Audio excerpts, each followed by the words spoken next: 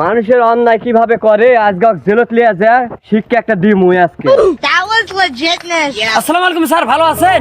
ওয়ালাইকুম আসসালাম, হ্যাঁ ভালো আছি। এই না এখানে দাঁড়িয়ে আছেন কুদ্দুস সাহেবের বাসা কোনটা? স্যার আমাকে তো বলা হবে না, আমি তো প্রতিবেশী। ওই যে দেখেন ওটা কুদ্দুস সাহেবের বাসা।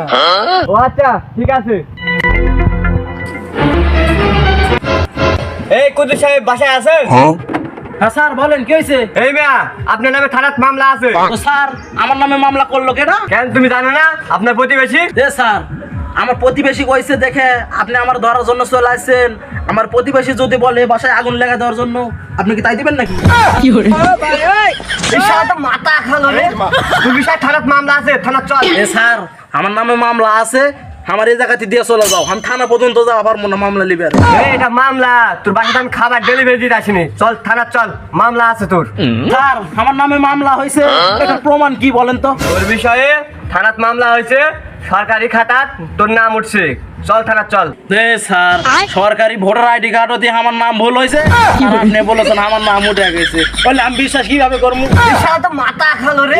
ভাই অত কিছু ভাবা লাগবে না, আপনি কিছু টাকা পয়সা দেন, কেসটা থানার থেকে উঠাই নেবেন। স্যার টাকা পয়সা না, আজকে নাই, কদিন থাকবেন তোর কাছে টাকা? আল্লাহ যেদিন দিবে সেদিন আমার কাছে টাকা হবে। আল্লাহ কদিন টাকা দিবে? স্যার আল্লাহর সাথে কোনো কথা হয়নি, কদিন দিবে আপনি কথা বলেন, দেখেন যেদিন দিবে সেদিন নিয়ে যান। পুলিশের চাকরির মান সম্মান নাই, কালকে থেকে ধান লাগাই।